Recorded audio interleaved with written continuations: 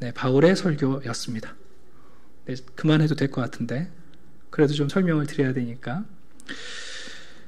지난주에 우리는 수리아의 안디옥 교회에서 최초의 선교사로 바나바와 바울 그리고 수행원으로 요한 마가가 함께 출발한 선교의 첫 여정지 키프로스에서의 선교를 살펴봤습니다. 키프로스에서의 선교는 매우 성공적이었습니다. 심지어 총독이 예수를 믿었으니까요. 네. 자, 이제 두 번째 도착지는 갈라디아 지역에 있는, 오늘 본문에 보시면 밤빌리아 버가에 먼저 도착했다가 거기서 비시디아 안디옥으로 가게 됩니다. 안디옥 이름이 같죠? 수리아 안디옥, 비시디아 안디옥. 제 안디옥이 그 왕의 이름이기 때문에 성경에 안디옥이라는 도시가 모두 세 곳이 나오는데 다 틀린 곳이에요. 우리 잠깐 지도를 보고 또 설교를 이어가겠습니다. 우리 지난주에 이 지도 기억나시죠? 네, 수리아 안디옥에서 배를 타고 키프로스 섬에 가서 선교를 했고요. 자, 그 다음 지도 보시면 이제 오늘 본문에 해당되는데, 네, 여기 보시면 그 수도였던 바보에서 이제 배를 타고 버가로 갑니다. 그리고 버가에서 높은 산맥이 중간에 있어요. 그 산맥을 넘어서 이제 비시디아의 안디옥으로 가게 되고, 오늘 본문은 그 안디옥 회당에서 했던 설교를 우리에게 전한 겁니다. 요 비시디아 안디옥에서 대략 한 5개월쯤 머물렀어요. 공교롭게 사도 바울이 요 비시디아 안디옥에 간 게 7월이에요. 주전 47년쯤 7월 달이 돼요. 그러니까 더 외우기 좋으시겠죠? 자, 아무튼 배경이 그렇습니다. 자, 그런데 오늘 13절을 보시게 되면 한 가지 안타까운 사건이 기록되어 있어요. 함께 여행을 했던 마가 요한이 그들에게서 떠나 예루살렘으로 가버렸어요. 네. 왜 돌아갔는지 정확히 알 수는 없는데, 우리가 사도행전 15장에 가게 되면 적어도 마가 요한이 예루살렘으로 돌아간 것은 바나바와 바울이 말렸음에도 불구하고 독단 행동을 한 것은 분명해요. 그래서 학자들마다 요한 마가가 왜 이렇게 첫 번째 선교지 다음에 떠나버렸는가 몇 가지 추측을 합니다. 첫 번째는 뭐냐면 여러분 키프로스 섬은 바나바의 고향이었잖아요. 그리고 실제로 키프로스 섬에서는 총독이 호의를 베풀었기 때문에 큰 박해가 없었을 것으로 우리가 추측을 해요. 근데 이 갈라디아 지역은 이방인들이 사는 곳이니까 이제부터 본격적으로 박해가 시작되거든요.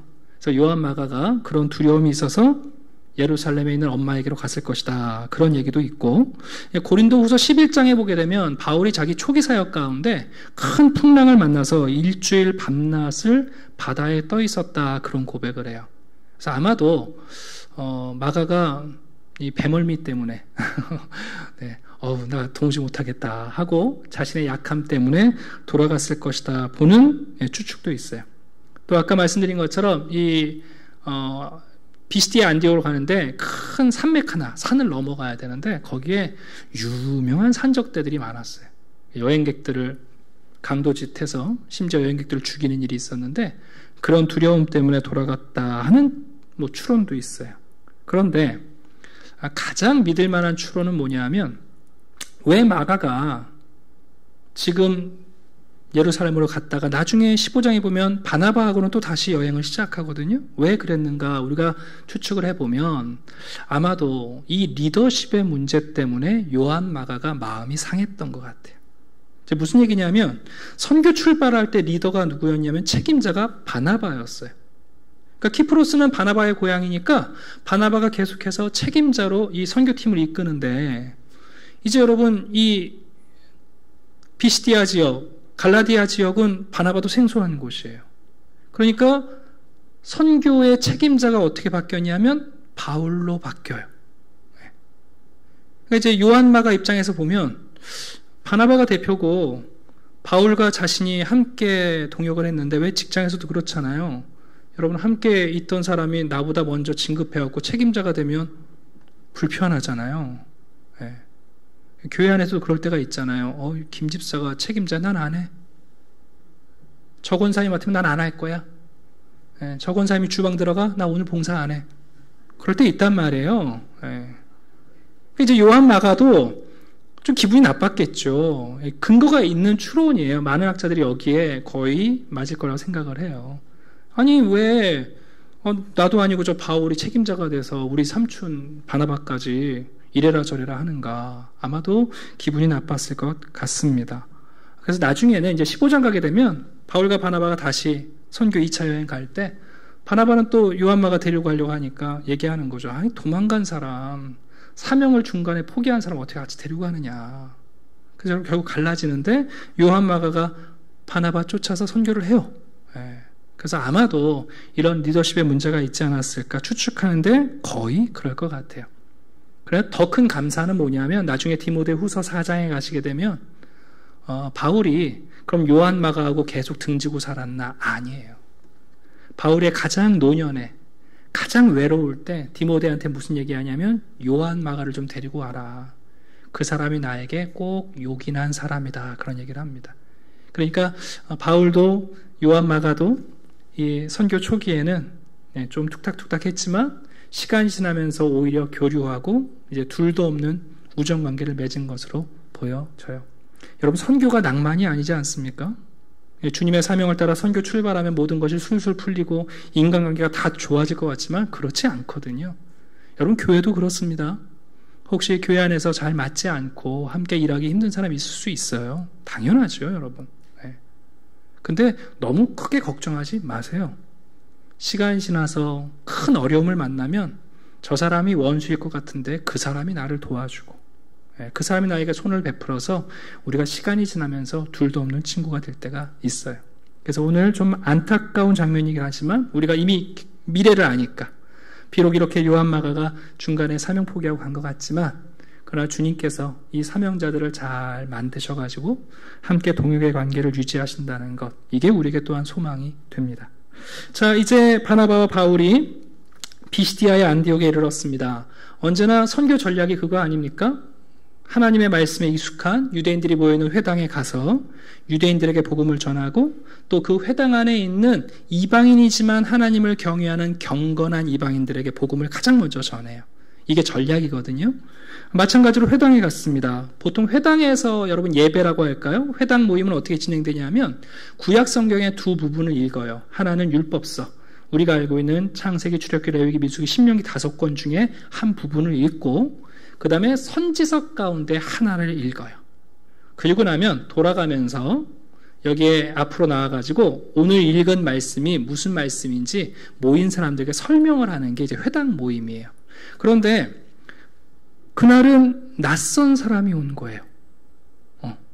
두 사람이 낯선 분이 왔는데 누가 그러는 거죠. 야, 오늘 방문하신 분 중에 저분은 가말리엘 랍비의 수제자 사울이야. 너 아냐? 아마도 그랬던 것 같아요. 그래서 율법서와 선지서를 읽은 다음에 회당장이 바울한테 부탁하는 거예요. 혹시 어떻게 오셨는지 모르지만 오늘 우리가 읽은 말씀에 대해서 새롭게 들려주실 위로의 말씀. 네, 여러분들도 이제 늘 제설교를 듣다가 헌신 예배 때 다른 목사님들이 오면 좀 신선한 말씀을 듣잖아요. 그러니까 이제 부탁한 거예요. 혹시 오늘 우리가 읽은 말씀에 대해서 뭔가 좀 새롭게 위로의 말씀을 주실 게 있습니까? 그랬더니 이제 바울이 기회다. 그리고는 일어서서 사람들 향하여 손짓을 하는 거죠. 제가 말 시작하겠습니다. 그리고는 이제 설교를 시작합니다. 긴 설교문인데요. 좀 복잡해 보이시죠? 그런데 사실은 구조를 알면 오늘 설교를 잘 이해할 수 있어요. 사도 바울은 설교를 할 때 당시 수사학에 아주 정통한 사람이었기 때문에 수사학의 원칙을 따라 설교를 해요. 당시 수사학은 뭐냐면 사람들을 호명하면 서론, 본론, 결론이 나뉘는 거예요. 사랑하는 여러분하고 서론하고 본론에 들어가면 또 사랑하는 여러분 부르고 하고 마지막 결론, 그러므로 여러분 하면 이제 결론이에요. 자, 오늘 한번 본문 볼까요? 먼저 16절 설교를 시작합니다. 이스라엘 사람들과 및 하나님을 경외하는 사람들아 하고 서론을 이야기해요. 이 서론에서는 청중들에게 익숙한 역사 이야기, 그리고 그 역사 속에서 우리가 간절히 바라는 소망, 그것을 언급해요. 7가지를. 자, 그리고 나서 26절 보시면 여러분 또다시 부르죠? 형제들아, 아브라함의 후손과 너희 중 하나님을 경외하는 사람들, 이게 지금 본론이에요. 그 본론은 뭐냐면 예수 그리스도가 왜 중요하신지 세 가지를 얘기해요. 자, 그리고 나서 38절 보시게 되면 결론이죠. 그러므로 형제들아, 그리고는 이 진리를 적용하는 거예요. 그러니까 오늘 본문이 길어 보입니다만 여러분 아주 명확하게 보여요. 서론 이야기, 본론 이야기, 결론 이야기. 저도 오늘 이 본문을 그렇게 구조를 좀 나누어서 설명해 드리려고 합니다. 그런데 여러분, 바울이 설교를 할 때 철저하게 구약 성경을 배경을 가지고 설교를 하지요. 왜 그랬는가? 우리가 이미 살펴봤던 베드로도 스데반도 그리고 바울도 전부 다 구약 성경을 가지고 예수 그리스도가 메시아라는 것을 증명합니다. 이것은 예수님이 사도들에게 하셨던 방식이고 성령께서 하시는 방식이에요. 우리가 알고 있는 것처럼 엠마오로 가던 두 제자에게 예수님이 나타나셔서 뭘 했냐 하면 모든 선지자의 글, 모세의 글, 모든 성경에 쓴 바 자기에 관한 것을 자세히 풀어서 가르쳐 주셨어요. 그럴 때 그 구약 성경의 의미들, 하나님의 약속과 예언들을 이해하게 될 때 그 성경을 풀어주실 때 그 엠마오로 가던 두 제자의 마음이 뜨거워지고 눈이 열려서 예수를 보게 되잖아요. 그래서 여러분 성령께서는 이 방식을 가지고 예수님이 인류의 메시아라는 것을 우리에게 증명하시고 있어요. 자, 바울도 그렇게 하고 있는데 이제 설교를 들어가 봅시다. 먼저 서론입니다. 이스라엘 사람들, 유대인들이죠. 그리고 그 회당에 앉아있는 이방인이지만 하나님을 경외해서 회당에 나와 말씀을 듣고 있는 하나님을 경외하는 사람들아 들으라. 그리고 이제 7가지, 7이 완전수니까 7가지를 증명하는 거예요. 자, 그 첫 출발은 뭐냐면 17절입니다. 이스라엘 백성의 하나님이 우리 조상들을 택하셨다라는 거예요. 여러분, 이스라엘이 하나님의 백성이 된 것은 영적 우월성이 있기 때문이 아니라 전적으로 하나님이 택하셨기 때문이라는 거예요. 이게 바울 설교의 첫 단추예요. 하나님이 이스라엘 백성들을 택하셨다. 근데 그게 은혜다. 그래서 역사를 보니까 애굽에서 노예 생활할 때 하나님께서 그 노예 생활하는 이스라엘 백성들을 존중받게 하셨고 그들을 번성하게 하셨고 그리고 그 큰 나라 애굽에서 인도하여 내셨다. 심지어 40년 광야 생활 동안 하나님께 불순종하고 반역하는 그들의 소행을 참아주셨다. 그리고 그 백성들을 위하여 가나안 땅을 주실 때에 하나님께서 7 족속을 멸하시면서까지 약속의 땅을 주셨다. 그리고 그들에게 사사, 지도자들을 끊임없이 주셨는데 여러분 사사들 가운데 사실 제대로 된 사사가 하나도 없지 않습니까? 사무엘까지. 그리고는 백성들이 왕을 원해서 사울왕을 세우셨고 사울왕에게 40년이라는 시간 동안 좀 제대로 통치하라고 쉽게 말하면 하나님을 좀 기쁘시게 하라고 기회를 줬는데 안 되는 거예요. 그래서 사울을 멸하시고 다윗을 선택하셨는데 아하 드디어 여러분 22절 보세요. 드디어 내 마음에 합한 사람 만나신 거예요. 자, 하나님께서 왜 이스라엘을 택하셨는가? 은혜로 택하셨지만 하나님이 이스라엘을 택하실 때 하나님이 기대하신 게 뭐냐면 나를 택하신 하나님 그분을 좀 기쁘게 하자 하는 그 한 사람을 기다리신 거예요. 지금까지. 네. 그러다가 여러분 드디어 만나셨어요. 다윗. 여러분 다윗도 많은 피를 흘린 사람 아닙니까? 다윗이 가늠한 사람 아닙니까? 다윗도 허물이 많은 사람 아닙니까? 그런데 여러분 다윗의 마음속에 적어도 뭐가 있냐면 자기를 왕으로 세우신 하나님에 대한 감사와 자기를 택하신 하나님을 기쁘시게 하려는 열정이 있었어요. 그 열정을 위해서는 다윗이 목숨 내놓은 사람이잖아요. 네. 그러니까 하나님께서 그 다윗을 보는 순간 드디어 내 마음에 합한 사람 만났다. 내가 이 사람을 통해서 내 뜻을 이루겠다. 그리고는 다윗과 언약을 맺으세요. 다윗 너의 씨로부터 인류를 구원할 메시아를 내가 보내겠다 하고 약속하셨다는 거예요. 자, 바로 그 구주가 예수님이다. 긴 역사 가운데 하나님이 택하신 이유, 하나님의 마음에 합한 그 한 사람을 기다리다가 다윗을 만났는데 그 다윗에게 약속한 분이 바로 예수 그리스도다. 24절 보시면 갑자기 세례 요한 이야기를 해요. 회당에 있는 유대인들은요, 예루살렘에 있던 세례 요한의 사역을 알았어요. 워낙 유명했거든요. 그래서 세례 요한을 증인으로 불러드리는 거예요. 세례 요한이 이 땅에 와서 많은 사람에게 그분은 참 선지자야 인정을 받지 않았습니까? 세례 요한이 선지자라는 것을 부정한 사람은 아무도 없었어요. 근데 그 세례 요한이 자신의 사역 말년에 바로 이 예수 그리스도를 가리켜 저분이 바로 내가 아니라 저분이 그리스도고 나는 저분의 신발끈 묶기도 감당치 못하겠고 내가 저분을 위해서 미리 준비한 거다 하고는 예수 그리스도를 증명했다는 거예요. 그러니까 이 서론에서 바울이 하고 싶은 얘기는 그거죠. 바로 예수 그리스도는 하나님이 약속한 메시아다. 그 얘기를 하시는 거예요. 자, 그리고 나서 26절 형제들아 이제 본론이 시작돼요. 이 예수 그리스도가 어떤 분이냐? 바로 예수 그리스도가 하나님의 약속을 따라 오신 분인데 공교롭게도 예루살렘에 있던 주민들과 많은 관원들은 예수님의 말씀을 듣고도 이해하지 못했고 너희들처럼 안식일마다 율법서와 선지서를 읽으면서도 그 율법서와 선지서가 가리키는 예수 그리스도를 보지 못했다는 거예요. 그래서 그 예수 그리스도를 십자가에 못 박아 죽였는데 그것조차도 사실은 성경에 예언되어 있었다는 거예요. 하나님께서 메시아를 보내시는데 자기 백성이 못 알아볼 거라는 예언이 이루어졌다는 거예요. 두 번째는 그 예수 그리스도께서 죄가 없는 분이시지만 죽으셨다는 것이고 그리고 하나님께서 그분을 다시 살아나게 하심으로 그분이 메시아라는 사실을 확실히 보여주었고 수많은 사람들이 그 일의 증인이라는 것을 가르쳐줘요. 그러면서 구약성경 세 곳을 인용합니다. 시편과 이사야, 시편 2편과 16편을 인용하는데 이것은 전부 다 메시아 시편이에요. 근데 바울이 말하는 거죠. 봐라, 이 시편에 보면 메시아는 썩지 않는다고 되어 있는데 언뜻 보면 다윗을 가리키는 것 같지만 다윗은 죽었고 잠들었고 썩었다.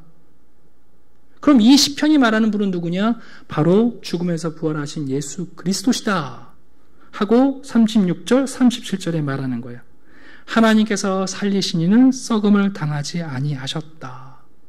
그러므로 예수 그리스도는 우리가 그동안 율법으로 이루려고 했던 그러나 이루지 못했던 그 의를 그분의 죽으심과 부활하심으로 우리에게 덧입히시는 율법이 하지 못한 일을 행하시는 분. 결론적으로 말하면 우리의 모든 죄를 그분의 죽으심과 부활하심으로 용서하시는 분이시다. 이것을 지금 증명하고 있습니다. 자, 그런데 여러분 이거 이해하기가 쉬울까요? 어려울까요? 어려워요. 지금 회당에서 이 말씀을 듣고 있는 유대인들과 경건한 이방인들도 잘 받아들여지지 않아요. 그래서 결론적으로 여러분 바울은 어떻게 도전하냐 하면 40절에 이렇게 말합니다. 너희들은 선지자들을 통하여 하나님이 경고하신 그 경고를 귀 기울여 드려라. 그리고는 하박국서의 한 구절을 갑자기 인용합니다. 왜 바울은 하박국서의 말씀을 인용했냐면 잘 들어보세요. 하박국 선지자는 하나님의 백성들이 하나님과 멀어지고 범죄하고 하나님이 요구하시는 요구에 응하지 못하는 것을 보면서 매우 답답했던 선지자예요. 그래서 하박국 선지자는 하나님께 무슨 기도를 하냐면 하나님, 저 죄 많은 백성들을 언제쯤 새롭게 하실 겁니까? 저들을 언제 책망하시고 저들을 언제 회복하셔서 제대로 된 주의 백성을 만드실 겁니까? 하고 하나님께 탄원합니다. 자, 그랬더니 하나님이 답변하시는데 나 다 계획이 있는데 나 갈대아 사람 불러가지고 이스라엘 백성들 책망해서 포로로 보냈다가 갈대아 사람 이방인들을 통해서 내 백성 새롭게 할 거야 하고 답변하세요. 여러분 이게 하박국 선지자를 기겁하게 만든 거예요. 아니 하나님의 백성은 선택받은 백성들이고 율법을 하는 백성들인데 이 하나님의 백성들을 새롭게 하는데 어떻게 저 이방인들을 들어서 사용하십니까? 이게 말이 됩니까? 하박국이 하나님의 음성을 들었지만 이게 믿어지지가 않고 받아들일 수가 없는 거예요. 여러분 생각해 보세요. 우리나라 대통령을 저 일본에서 데려다가 우리나라 통치한다면 여러분 어떻게 생각하시겠어요? 그래서 하박국이 하나님께 항변하거든요. 하나님 그래도 그렇지. 다윗 같은 왕을 세우시든지 새로운 왕을 주시면 되지. 저 이방 사람들이 와서 우리를 포로로 끌려가고 이방 사람들이 어떻게 우리를 새롭게 합니까? 여러분 이사야서 44장에 보게 되면 이사야가 이런 예언을 해놨거든요. 고레스에 대하여는 이르기를 내 목자라. 여러분 고레스는 바벨론의 왕이에요. 메데파사의 왕 아닙니까? 그가 나의 모든 기쁨을 성취하리라 하며 예루살렘에 대하여는 이르기를 중건되리라 하며 성전에 대하여는 내 기초가 놓여지리라. 여러분 솔로몬과 다윗이 못한 일을 고레스가 한다는 걸 어떻게 받아들이겠어요? 하박국 선지자가. 근데 여러분 역사를 보면요. 실제로 유다 백성들은 망해서 바벨론 포로로 끌려가고요. 고레스가 왕이 되었을 때 갑자기 포고령을 내리죠. 유대민족 고향으로 돌아가도 좋다. 성전 짓고 싶으면 성전 지어도 된다. 그래서 여러분 수룹바벨과 느헤미야와 에스라가 오는 거 아닙니까? 실제로 여러분 갈대아 사람 고레스를 통해서 이스라엘 백성들이 쇄신되는 일이 벌어진 거예요. 지금 바울은 예수라는 분이 이 하나님의 약속대로 이 땅에 오신 분이다. 어떻게 받아들이겠어요? 죄인으로 십자가에 죽으신 분을. 그러니까 바울은 이 하박국 선지자의 말을 지금 언급하면서 봐라. 멸시하는 사람들아. 내가 지금 한 말을 너희들 멸시할지 모르는데 너희는 놀라고 멸망하라. 하박국이 이 말을 듣고 놀라고 백성들이 정말 이 말을 듣고 망했던 것처럼 예수 그리스도가 너희를 놀라게 하고 그분이 십자가에 죽은 분이라 망한 분처럼 여길지 모르겠지만 사람들이 너희에게 일러줄지라 도무지 믿지 못하는데 이 말씀을 믿고 깨닫고 예수 그리스도를 받아들이라는 거예요. 하나님의 말씀대로 고레스가 이스라엘을 새롭게 한 것처럼 우리가 볼 때는 죄인으로 십자가에서 죽으신 그분이 어떻게 우리를 의롭게 하며 우리를 구원할 수 있냐고 우리가 반문하겠죠. 여러분 세상 사람들이 기독교를 여러분 노골적으로 비방하는 게 뭡니까? 어떻게 하나님이 사람이 돼요? 어떤 신이 여러분 그것도 사람이 되는데 청년이 아니라 어린 아기로 이 땅에 오냐고요. 이걸 누가 여러분 받아들일 수 있습니까? 더군다나 하나님이신 그분이 이 땅에 와서 사람들의 손에 죽임을 당해요. 여러분 이런 신이 어디 있습니까? 이 얘기를 듣는 순간 여러분 내용을 못 들어서가 아니라 들었지만 여러분 그거 믿고 싶은 사람은 없고 우리의 본성과 우리가 생각하는 종교성이 여러분 맞지 않는 거예요. 바울은 그래서 이 하박국의 이야기를 던지면서 잘 생각해봐라. 하박국 당시에 선지자도 백성들도 아무도 이것을 믿지 않았다. 아니 무슨 고레스 갈대아의 왕이 우리를 새롭게 해. 어떻게 그가 성전을 지어줘. 근데 여러분 역사를 보면 하나님은 그것을 이루신 거예요. 이 본문이 오늘 바울이 안식일날 회당에서 전한 설교입니다. 이 설교를 듣고 많은 유대인들과 회당에 있던 분들이 다음 주에도 이 말씀을 계속 들려주시오 그랬어요. 저도 다음 주에 똑같은 얘기를 해야 될지 모르겠어요. 오늘 말씀을 좀 정리해서 결론의 말씀을 드리려고 합니다.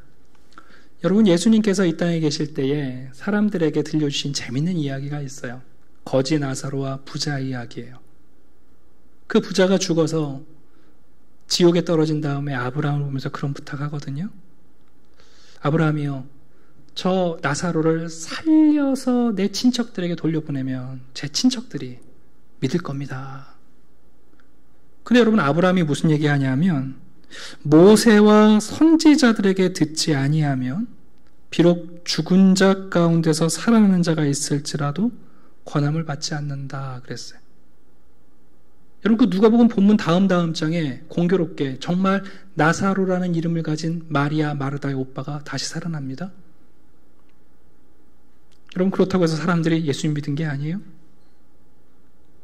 여러분 오늘 본문에서 모세와 선지자의 글을 읽고 이해하지 못하는, 매주 회당에 와서 모세의 글과 선지자의 글을 읽고 있어요.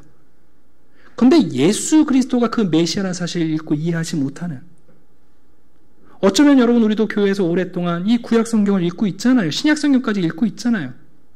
근데 여러분 예수 그리스도가 정말 그런 메시아이시고 인류의 구주이시고 내 인생을 새롭게 하시는 분이라는 것을 우리가 받아들이지 못할 수 있어요. 신명기 29장을 보면 모세가 40년 동안 이스라엘 백성들 여러분 광야 생활을 마치고 죽기 전에 이런 얘기를 합니다.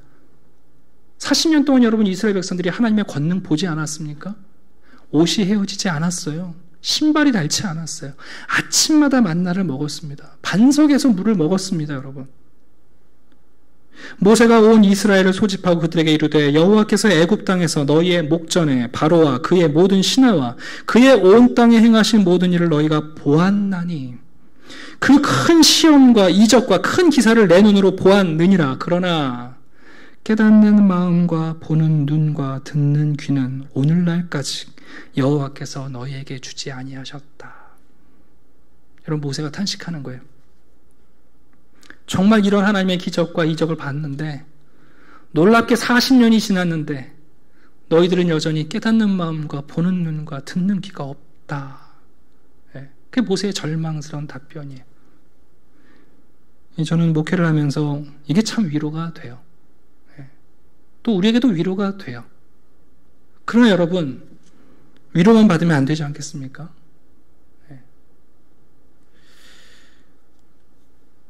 오늘 본문이 어떻게 시작했습니까? 여러분, 하나님이 왜 이스라엘 백성들을 택하셨다고요?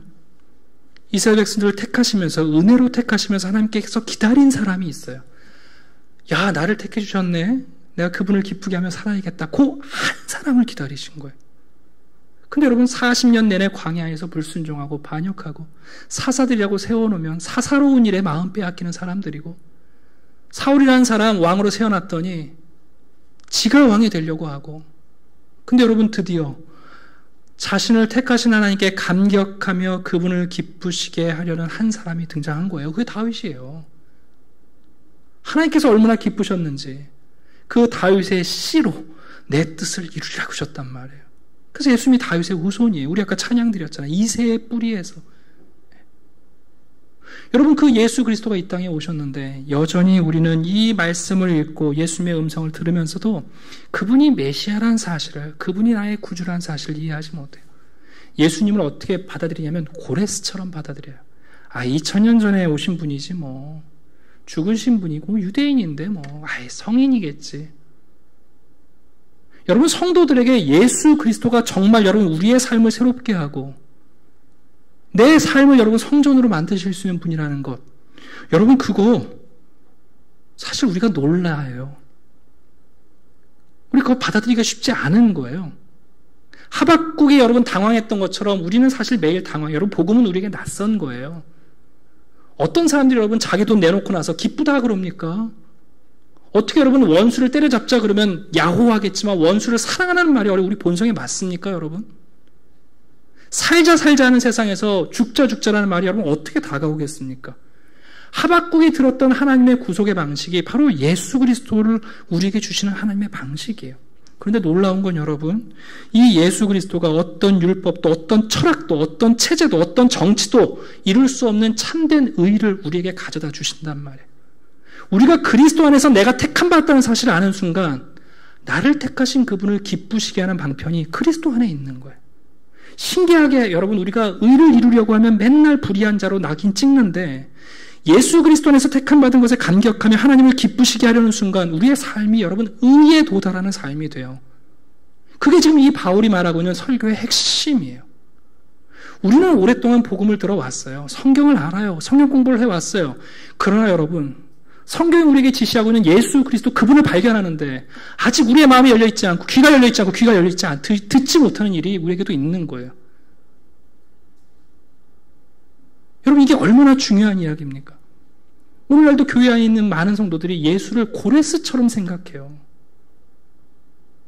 정말 누가 내 삶을 바꿀 수 있을까?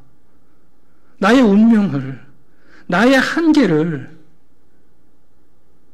예수님입니다 그러면 고레스처럼 생각하는 거예요. 성도들이 예수님 믿는다고 말하는데 정작 여러분 예수님 이야기를 하면 사람들이 이건 고레스지. 아니라는 거예요, 여러분. 여러분, 오늘 이 말씀 바울의 설교 아닙니까? 성령 충만한 설교. 우리에게 녹취본이 있어서 그대로 우리에게 전해지고 있잖아요. 이 말씀을 성령의 음성으로 들으시고 부디 우리의 마음이 열려지고 귀가 열려져서 여러분 예수님 고레스 아닙니다. 여러분들도 고레스가 아니에요. 그 그리스도 안에서 내가 하나님의 선택을 받다는 사실을 아는 순간 고레스와 같은 우리의 인생이 여러분 드디어 누군가에게 쓸모있고 누군가를 구속할 수 있는 놀라운 인생으로 바뀌어가기 시작합니다. 오늘 이 말씀을 여러분의 심령에 깊이 새기시고 또 우리는 계속해서 이 복음을 대하게 될 테니까 하나님께서 은혜 주시기를 함께 기도해 주십시오. 기도하겠습니다. 아버지 하나님 감사합니다. 예수 안에서 우리를 택해 주셨습니다. 하나님의 은혜의 택함이 바로 하나님을 기쁘시게 하는 한 사람을 기다리시는 주님의 뜻이 있음을 깨닫게 해 주시옵소서. 오늘날도 선택받은 기쁨과 감격으로 그 은혜 앞에서 자신의 삶을 내어놓는 다윗처럼 주를 기쁘시게 하고 우리 예수님처럼 하나님을 위하여 목숨을 내어주는 주의 성도들이 일어서게 하시고 어떤 율법도 어떤 체제도 정치도 이룰 수 없는 참된 의를 우리에게 덧입혀 주시는 예수 그리스도, 그분을 고레스가 아니라 우리의 구원자로 붙잡게 도와 주시옵소서. 예수는 나와 무관하다, 내 인생과 무관하다고 평행선을 긋고 살아가는 것이 아니라 깨닫는 마음과 듣는 귀, 열린 눈을 허락하셔서 이 예수 그리스도를 분명히 보게 하시며 그리스도로 인하여 하나님을 기쁘시게 하는 의로운 백성들이 되게 해 주시옵소서. 감사드리며 예수 그리스도 이름으로 기도드립니다. 아멘.